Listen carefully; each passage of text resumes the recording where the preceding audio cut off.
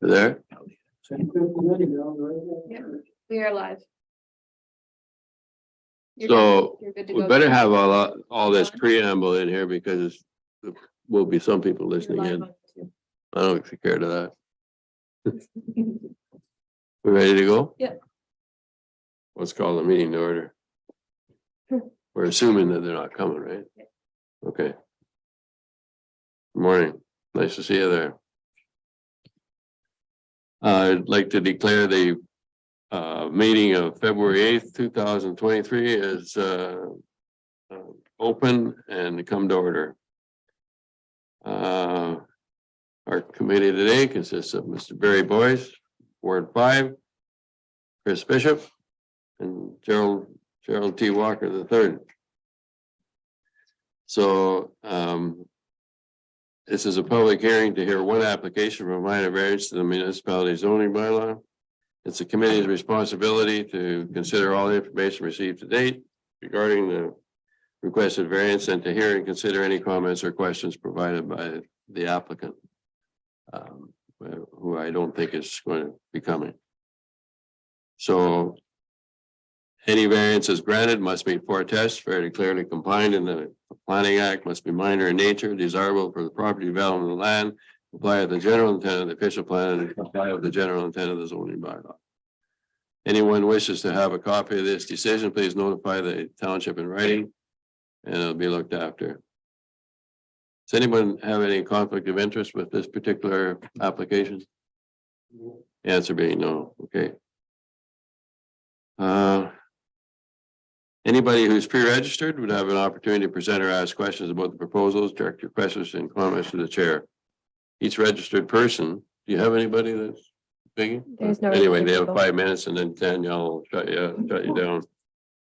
So the application that we're dealing with is Mr. Powell.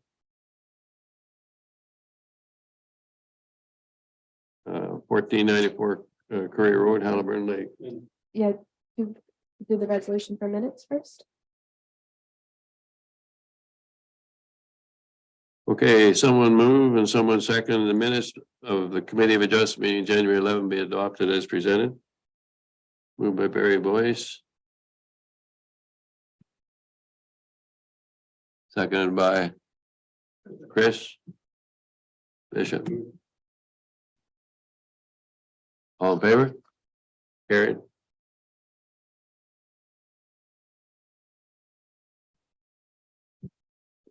You want paper on that? Just for the application that. So this particular application we have is asking for 2 variances, one to permit a section 5.2 to permit a shed to have a minimum exterior sideline setback of 3 meters or 10 feet, supposed to require a minimum of 7.5 or 24.61 feet. And the second one is a variance section 3.30 to permit a shed to have a minimum street back setback of 8.5 meters or 28 feet, as opposed to the required minimum of 17.5 meters or 57.4 feet. So we'll open the meeting up to any suggestions or opinions we have with respect to this. Personally, I don't think that the gentleman is really asking anything that's too far out of the field, but. And negative from the property owners? No, so we haven't received any communication from any neighbors or anything around. I would say like the lot is a small lot and the house is grandfathered in at that 42-foot setback. We do notice that there is manicured lawn straight to the shore. So staff have suggested a condition that like prior to final occupancy, the shoreline shall be renaturalized with native vegetation, trees to the full depth of the legal non-complying water setback of the 42 feet.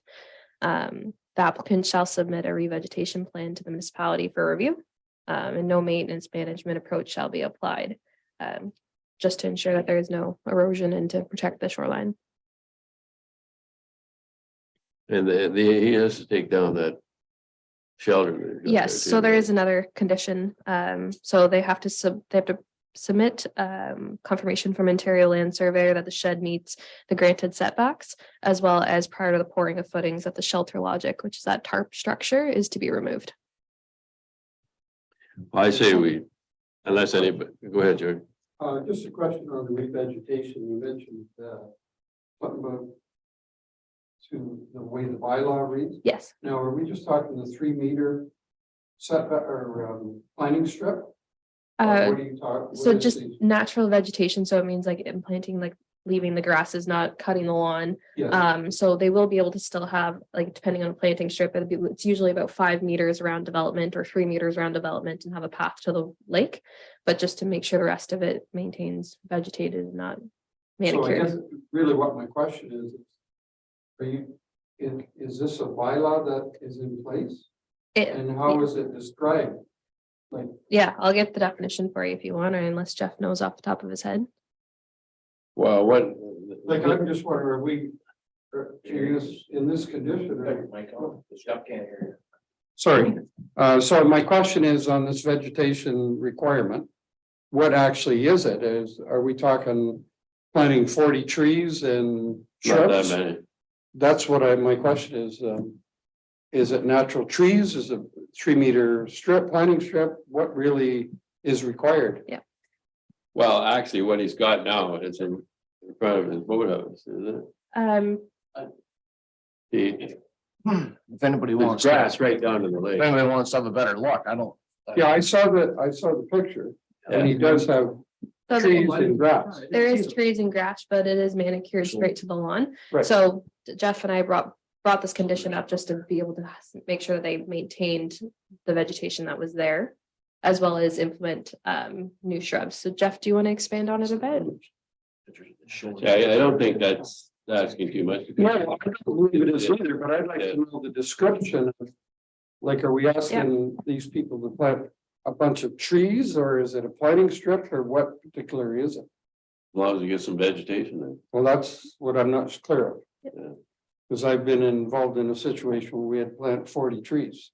Yep. So I'm wondering if they got to And replant or is it shrubbery? Is it the planting strip?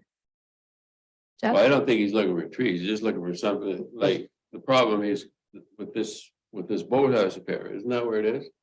So it's around the whole water setback to the 42 feet. Yeah, So Jeff can explain a little bit more. Yes, please. speaker up there, big fella. All right, through you. So this is a requirement of the WR4 zone, which requires a shoreline vegetation buffer width minimum to the full depth of the water setback. The WR4 zone does say 20 meters, but what is being recommended is to the depth of the legal non-complying setback. So on this property, there is a water setback of, I believe it's about 12.5 meters, 41 feet. So that's what's being recommended as a condition. The definition for shoreline vegetation buffer, and I'll read it out with you. It's a natural area adjacent to the high water mark of a water body. Excuse me, maintained in a natural state with native vegetation, or where disturbed by past activities, reestablished and restored to a natural state using native vegetation. There are provisions in the bylaw, although they are quite limited, regarding shoreline vegetation buffers, and I can read that for you as well. It does say that a shoreline vegetation buffer will apply to the water setback of a lot. A shoreline vegetation buffer will be maintained in a healthy condition and in compliance with the provisions outlined in a tree cutting or tree preservation bylaw passed by the County of Haliburton and or any development agreement that's registered on title. So I know committee member Walker's kind of said, like, what are we asking them to do? Ideally, we would have a planting plan for the committee to view today that we could include as part of the decision. We don't have anything today. So I think the proposed conditions worded in a way that they can submit a planting plan to us and we would review it. But I think the most important thing is that it's just renaturalized. It can be a mix of trees and shrubs. Okay. Let's give him what he wants and then. Yeah, no, my only concern is that we've got this wide open end. Who determines whether they plant an oak tree, a maple tree, or a cranberry tree? That's why. he wants And do we to- actually have to do that? Well, I think at some point there probably was vegetation there, but it's all disappeared, Yes, I understand that. so. So, and I don't disagree with replanting, but it's it's who makes the decision when these people come back and say, well, what tree can I plant or can I do shrubs? And also who looks at this after the fact? Jeff, who inspects this later to say that they've done that? Is that a county or is that municipality? So it would be us. So the applicants are able to submit us a plan, let's say it's all shrubs, and the plan, like, so Jeff would review the plan to make sure it's in compliance. And then after that, once that we would suggest that it is planted before final occupancy of the shed is given. So the building department would go out upon final occupancy to also ensure that the plants were in place. It just seems pretty wide open to me, but because there's no definition there what's acceptable. Well, the other thing is that once he does it, and his time's up, he's doing what's anyway. Other than the shoreline bylaw, which is in place, which is good. I'd say we. Yeah. We don't, there was no complaints with respect to it. No. The only communication was from. So we only had comments from Public Works Yeah. saying that there was and they no had issues. problem. Can I ask a question about this? If you do have grass that you're cutting. Yeah. So that means you can't cut the grass, you need to change the vegetate, you have to let the grass grow natural and not cut it. And plant some additional shrubbery that's natural to Correct. preserve the habitat there. Yeah. So you do have to actually stop cutting your grass, So yeah, so it's a no maintenance approach. so no maintenance. Jeff has a question. Yeah, Excuse me. If speak the- up, big fella. If the committee would like to see some sort of planting plan before making the decision and before including that condition, you could always defer the decision. And ask for a planting plan showing what they propose to do. And then it could come back to the committee and the committee could review that. And as mentioned, it could be included as part of the decision. Well, we're happy if you get the plan from him and do whatever you gotta do. I would think. Yeah, I'm I fine. don't wanna get involved in that. No, I don't, I'm wondering. Just so I fully understand this thing. So if they can't cut their grass. But these people might look at this and say, we don't want to do this, But they might not want it. right? Like, is that, am I crazy thinking that way or something? They may say, I don't want to look out there and see 2 foot high grass. Right. Because I want this shed out here. And that's in my point, is a good point, because all the neighbors are gonna cut, if they're already cutting grass. It doesn't seem fair. So that's where I'm trying to come back with. We used to have the 3 meter planting strip. Yeah. I don't have a problem with that. That's pretty defined. You put the 3 meter planting strip. It's done. They cut the grass or do whatever they want behind, and they got gardens. But now it seems like we've got more rules here, so that's what. Like, this is just a recommendation by staff, so if you wish for it to be changed to a planting strip, that is an option. I would prefer that personally, because that's what we've been doing in the past. 3 meter planting strip, and it allows. It breaks up the shoreline, it protects the shoreline, it always did before, so. What do you think? Well, I was just going to provide some background information for the committee. So the direction from this condition is from the official plan and zoning bylaw. So the official plan does say where shorelines have been impaired by past activity, they should be repaired to a natural state. And this is further emphasized. It is a zoning bylaw requirement. So it is legislation that this area be naturalized.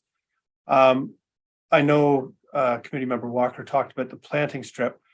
It is a defined term in the zoning bylaw too. The difference between a planting strip and a shoreline vegetation buffer is that planting strips are usually there to hide something, like provide visual screening. Planting strips can even include a fence. So those 3 meter planting strips are usually to screen buildings from neighbors and stuff like that. Whereas the shoreline vegetation buffer is there for the protection of the lake, to keep the shoreline stable, that kind of thing. Well, what he's saying, if you use the 3 meter thing on this, it's a little more specific. Yes. And Well, the zoning I'm going- bylaw is quite specific. And I'm going in our past history, going before our new committee members, but we had a a number of applications for minor variances with wide open shore, and we asked them to do a 3 meter planting strip. Yeah. It was never brought up about a complete restoration of the natural thing, like. How wide, For a number. how wide are you looking for? Well, this is again based off the zoning bylaws that says the shoreline vegetation buffer width should be 20 meters for this lot. Staff are recognize that the existing dwelling has legal non-complying status at 12.5 meters. So that's what the condition proposes, 12.5 meters, roughly 42 feet. Well, I would make a recommendation that we change that condition to a 3 meter planting strip as we have done in the past. That would be my recommendation. But Jeff, you're kind of saying that is not allowed. Can we do that? I think you're Well- saying we really can. The proper method to deviate from that would be a minor variance application to reduce that shoreline vegetation buffer width. Yeah, I guess that's what I have to say about that. I think we need to talk to these people here. I'm not so sure they're not gonna be in a state of shock. I don't know. What do you guys think? But So what you're saying is the 60-foot width. The whole lot. Has to be put in vegetation to protect the shoreline. And that has to, and the depth is going to be it's the width is 60 or 20 meters. What is the depth on it? It's the full width of the property. The full width, but how far, what's the depth that has to come from the lake back? 12.5 meters is what the 36 petition feet. proposes. 42 feet. 42 feet. And exceptions around, so there's existing infrastructure like the boathouse, so you're allowed Yeah. 15 feet around that cleared. As well as a 5 meter strip around 20 feet strip to the lake too, that can be cleared for access. So there's 20 feet there and 15 around existing buildings. But he's gonna lose, if he's got grass there now, he's gonna lose a lot of grass and lawn. He's gonna- Yeah, lose it all. Lose it all. So when did this, is this a change in the official plan or the bylaw? Did this just change? Because this has never come up at our meetings prior to this, and we've had a number of applications where this should have applied by the sound of it. If in fact this goes back to our official plan, going back to 2000 and whatever it was. I just wonder why is it coming up now and it never come up before? Well, my understanding, it's been in the official plan since 2004 and the zoning bylaw since 2011. The reason the conditions being proposed is just because the shoreline is manicured lawn. So staff are providing a recommendation in line with policy and legislation. No. But really. I don't know, where do you wanna go on it? I still stick to my guns about, on this particular file that we asked them for the 3 meter setback. Or the 3 meter planting strip as we've done in the past, and maybe as a committee, we review how we go forward with this. That's just. You also may wish, we can ask the applicants to provide a planting plan for the next meeting, if you wish to defer this one today, to have the applicants make sure they're here to talk as well. Well, that may be fine. That probably would be preferable because it's February, so they're not gonna be building this until spring anyway. So one more month Yeah. probably gives them the opportunity to talk about it. Because like I think as someone mentioned, it might be shocked when they get this condition that they gotta plant 30 trees and shrubs all over and get rid of the whole front of the house. yeah, I really think we should get their input on it here and they may withdraw this whole thing if they think they have to do that. I don't know. Yeah, I don't know. I'm Or they could just come up and say, well, for the width of the lot. We'll just come up with a plan and see what it looked like. Yeah. If it makes sense or not. And I understand, Jeff, our hands are kind of tied and there's specific things that are said that we have to agree to and we can't really change it unless you do a minor variance is what you're saying. Yeah, that would be the legal way to do it. Or if council wants to change that policy, that's something that can be revisited in the future too. Okay. And so every person that decides that they want to get they need a minor variance to put a shed or something on their property. Could be losing all their front beach, their grassy area to the, Yeah, if they don't have trees. They don't have you any- gotta plant trees. yeah. Well, and the other thing is that the shed that he's talking about is way up the top of the property. It's not down here. It's not even down there, yeah. Yeah.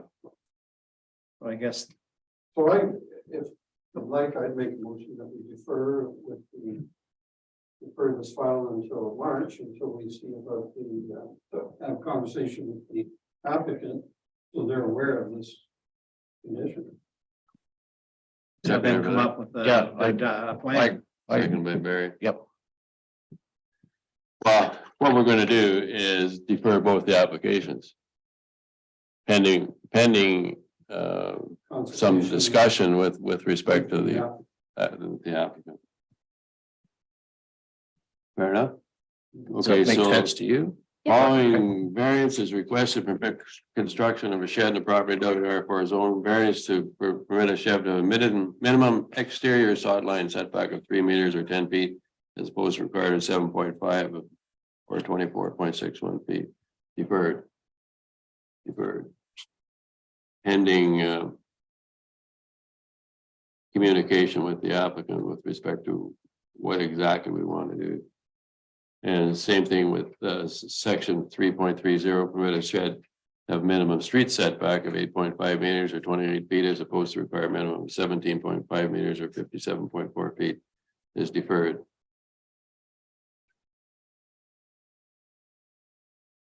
Carried? All agreement?